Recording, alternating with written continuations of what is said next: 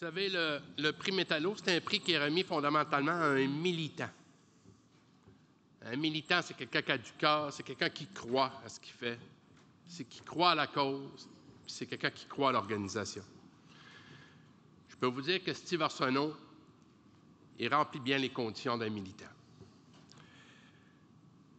Président de 1997 à 2003, puis Steve, tu m'excuseras si je me trompe d'une année ou deux, mais tu as été vice-président pendant 6 ans.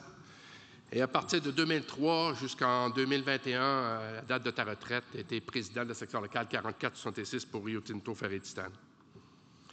Steve a siégé pendant une vingtaine d'années à la PSM, l'Association paritaire du secteur minier, au CSMO, Comité sectoriel à main-d'œuvre pour les mines, pendant plusieurs années aussi. Et a siégé, je ne pense pas me tromper, mais 18 ans, 20 ans dans les comités réglementaires de la SNES avec ton collègue, ton confrère André Racicot. Tous les deux pour avoir siégé avec vous autres, avec vous deux à la PSM, puis au CSMO, évidemment, puis au comité réglementaire. S'il y a quelque chose que, Steve, que je peux souligner, c'était ta présence et ta rigueur. Jamais, jamais, jamais je t'ai vu manquer une réunion. Alors que tu partais du Havre-Saint-Pierre, tu partais 3-4 jours, des fois pour des réunions, des semaines. Toujours là, toujours présent. La rigueur, Steve Arsenault. Le respect envers l'organisation. Je n'ai jamais vu quelqu'un avoir autant un respect envers la structure syndicale, envers la structure des métallos. Quand on avait besoin de Steve pour quelque chose, Steve répondait présent. Quand on a demandé à Steve de venir pour la campagne de QIT, pas la dernière, mais l'autre, Steve a répondu présent. Steve est toujours là quand on a besoin de lui. C'est quelqu'un qui m'a accueilli comme jeune permanent et aussi comme coordonnateur aussi, à bras ouverts. Et la générosité de Steve, bien, qu'est-ce qu'on pourrait dire de plus? Qui ne se rappelle pas, pour les moins jeunes, les plus anciens, qui ne se rappelle pas des soirées lors des assemblées annuelles, la Chambre des Caïens? Hein? Où c'est que tu as passé la soirée hier? Ah, j'étais dans la Chambre des Caïens. Encore hier soir, j'ai entendu ça. Puis j'ai résisté, mais clairement, la section locale, JF Boudreau et son exécutif ont continué le pattern. Mais Steve, c'est un rassembleur. C'est un gars qui jouait de la musique, puis c'est un conteur hors pair. Tout un conteur. Puis c'est aussi un gars qui est fier de sa région, qui habite le territoire, puis qui est fier de présenter sa région, puis qui parle en bien de sa région. Il l'habite, il se l'est approprié. Le grand malheur là-dedans, Steve, je pense que c'est que tu as pris ta retraite, évidemment, dans le contexte de la pandémie, puis qu'on n'a pas pu te fêter. Ça a été compliqué même pour l'exécutif de te fêter. On n'avait pas le droit d'être au restaurant, on n'avait pas le droit de se rassembler. L'an passé, en 2022, on a pu te souligner, lors de la réunion régionale sur la Côte-Nord, on a pu te souligner combien est-ce qu'on t'appréciait et combien est-ce qu'on t'aime, Steve Arsenault. C'était important pour nous de te recevoir, on était très heureux. Mais je pense que ton action syndicale puis ton militantisme a dépassé largement la rivière Saguenay, a dépassé Tadoussac et a percolé à la grandeur du Québec, Steve. On est vraiment content de pouvoir te recevoir et que on puisse te dire qu'on aura apprécié ton militantisme, qu'on t'aime, Steve Arsenault.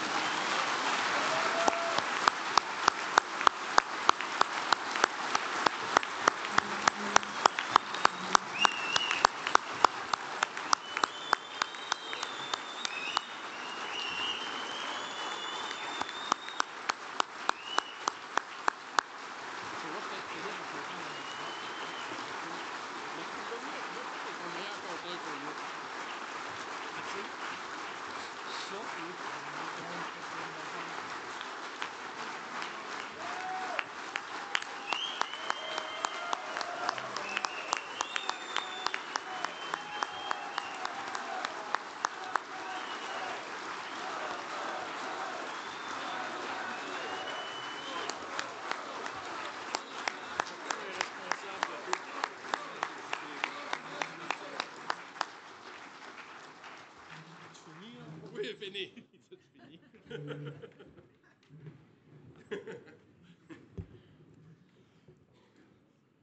Ça fait longtemps que je n'ai pas été en avant des lumières demain. Premièrement, un gros merci, Nico, Dominique, d'avoir passé à moi. Puis, sans farce, quand j'ai eu le téléphone, j'étais comme surpris, puis j'avais pas de mots. Je me disais, c'est-tu par complaisance parce que je suis malade ou non, c'est parce que j'ai fait de la job. Mais après ça, à bien y réfléchir, il a fait un bout, là.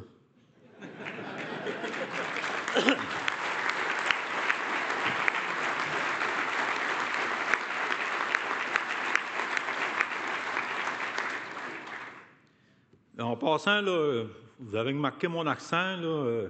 Si vous ne me comprenez pas, poignez-vous en traducteur parce que ce que je suis rendu là, et puis le temps de changer ça, là. Mais pour moi, premièrement aussi, j'aimerais partager cet honneur-là, ce prix-là, premièrement avec mes membres qui m'ont supporté tout au long de ma carrière, mais surtout avec ma famille. Ma femme est ici, au fond de la salle, puis j'ai eu trois filles, trois charmantes jeunes filles qu'au fil des années ont eu à vivre beaucoup avec mes absences.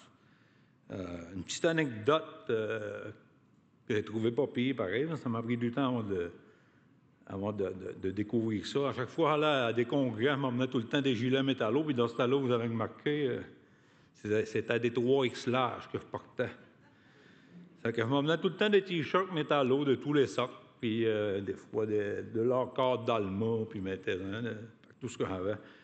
Puis j'arrivais chez nous, puis je trouvais à main, mais je fouillais pour mes t-shirts, puis je ne trouvais pas mes t-shirts. Là, je disais à Sonia, est-ce que mon linge? Je ne lave pas mon linge? Jusqu'à temps que je m'aperçoive que c'est mes trois filles, mes jumelles, ils se servaient de ça comme jaquette. Je ne sais pas si c'est parce qu'ils s'ennuyaient de leur père ou maintenant que le signe des métallos leur donnait de la sécurité quand ils dormaient. Mais en tout cas, ils s'en servaient de ça pas mal longtemps. Pour moi, les métallos, ça a tout le temps été une fierté. C'est comme une racine. Au Havre-Saint-Pierre, vous l'avez vu, Nico, avec le petit vidéo. Nico en a parlé un peu. Le Havre-Saint-Pierre, au départ, avant les années 50, c'était un village de pêcheurs, un village pauvre, où on vivait de la pêche puis de la trappe. À un moment donné, un vieux trappeur qui a trouvé des roches à 30 000 au nord du Havre, puis il ne connaissait rien dedans. Puis dans ce temps-là, il n'y a pas de cachette. Probablement qu'il ne savait pas lire, pas écrire non plus. Il croyait que c'était du charbon. Il a essayé de faire brûler du charbon de cette roche-là dans son poêle pour se chauffer, puis ça ne brûlait pas. C'était une roche qui ressemblait à du charbon, qui était pesante. Il a eu l'idée de descendre ça, lui, puis d'envoyer ça à analyser. Puis à un moment donné, il y a des géologues du gouvernement qui arrivaient au Havre, puis quelques années après, ils ont débarqué. Il y avait une mine de titanium au nord du Havre-Saint-Pierre.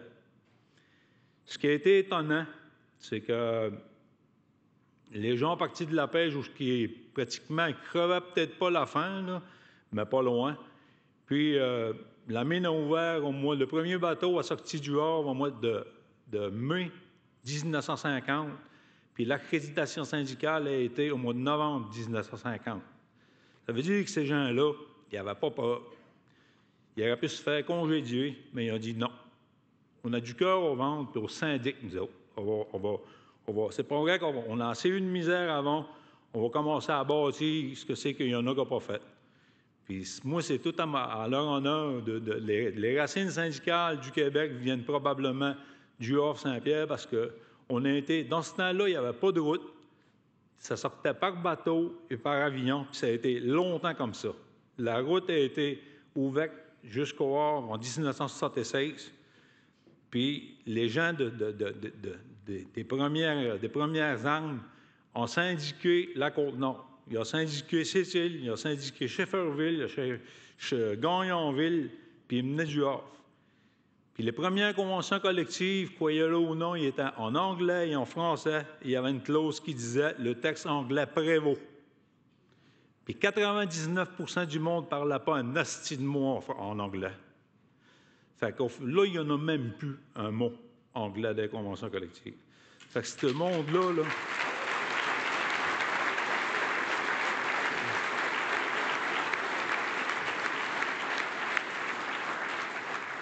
ce monde-là a été des prédécesseurs qui a renforcé nos racines. Puis, pour ma part, à moi, j'ai rentré à la mine au milieu des années 80. Dans ce temps-là, ça prenait 480 heures pour se syndiquer. La job était rare. Ça a été une période après des récessions, puis les jobs étaient vraiment rares. Puis quelqu'un qui rentrait à la mine au Hors-Saint-Pierre, le monde disait « T'as gagné au 6,49 ». Puis en quelque sorte, c'était vrai. Tu avais un job assuré, tu pouvais prendre ta retraite là. Puis j'ai rentré en 88, moi. Puis 480 heures, c'est exactement 12 semaines d'ouvrage.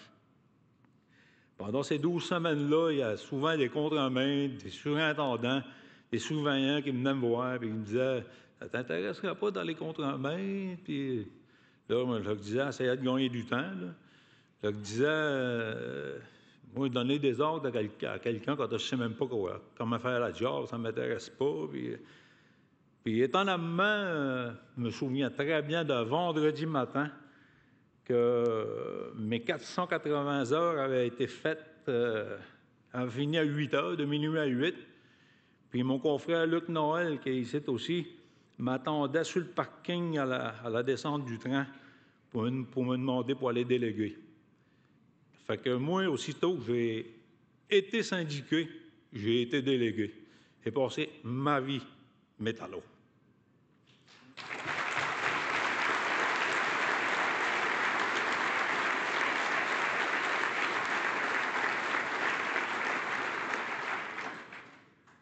Les métallos, par contre, comme Nicolas l'a dit, j'ai été vice-président 6 ans, 18-19 ans président sur des comités de toutes sortes. Les métallos m'ont sorti aussi.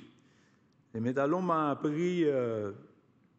c'était du give and take, pareil, parce que je pense qu'on donnait aux autres beaucoup de notre expérience. À Las Vegas, j'ai été même à Madagascar avec Alain, où ce que nos amis malgaches ne connaissaient pas que c'était un conflit de travail. Il a fallu leur expliquer que c'était une grève. Puis quand ils l'ont compris, ils en ont fait une. Et dans la main, Rio Tinto, du jour au lendemain, leur a donné une augmentation de, je pense, 10 %. C'était pas gros, mais pour eux autres, c'était très, très important. Fait que ça fait que j'ai fait pas le tour du monde, mais un bon bout de pareil que grâce au métallo, sinon, je pense pas que je l'aurais fait. J'ai été très, très heureux. Pour moi, c'était pas comme un travail, c'était comme une passion. J'ai le signe de métallo tatoué sur le cœur. Malheureusement, j'ai un petit peu le cœur gros, là. Malheureusement, il y a une couple d'années, il y a 2 ans, je venais de prendre ma retraite, puis j'ai appris que j'avais un cancer. Un cancer durant stade 3, avec des métastases aux poumons, au foie. Pas mal m'a gagné le bonhomme. Le docteur me dit « Monsieur Arsenault, on vous opère ou c'est le cimetière? » Il dit « Pas le choix, opère. » Le lendemain, il me dit « Malheureusement, on a été obligé de vous fermer, il n'y a rien à faire. » Qu'est-ce qu'il me restait? Le cimetière. Mais grâce justement au système de santé qui évolue, puis il y a tout le temps de l'amélioration à faire, il y a des négos qui se font et tout. Ça fait 2 ans que je suis encore debout.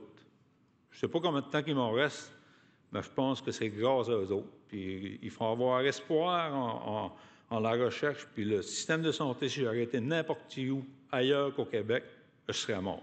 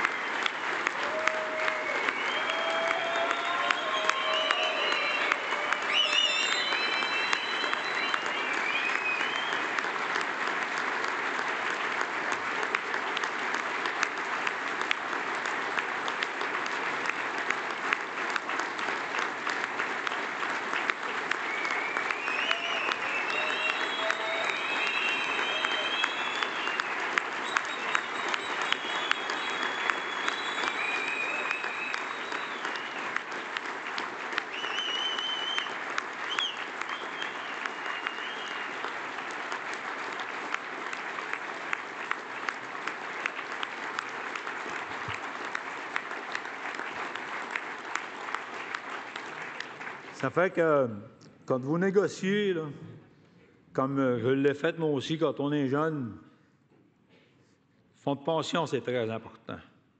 Ça a tout le temps été ma priorité. Salaire aussi, c'est très important.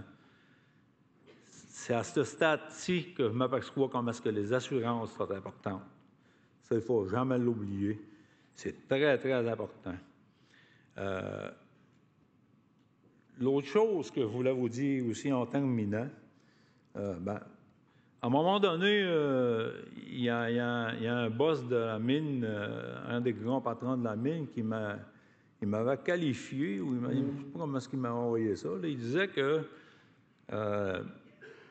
j'étais le spécialiste pour les envoyer chier poliment. J'ai essayé de rester poli, puis je les envoyais chier au moment opportun. Mais tu viens d'un stade où tu sens une force en arrière de toi qui ne te fait pas peur, puis ça, c'est tout le temps les membres. Ça vient de la base. Je m'ai tout le temps senti appuyé à 100%, soit par l'organisation ou soit par les membres. Mais il y a une chose en terminant que je peux vous dire. Le slogan des métallos, solidarité, force et respect. C'est la solidarité qui fait la force. La force et la solidarité obligent la compagnie à avoir du respect. Si les deux choses en premier ne sont pas là, il n'y en aura pas de respect. Ça fait qu'il ne faut jamais lâcher. Force, solidarité, respect.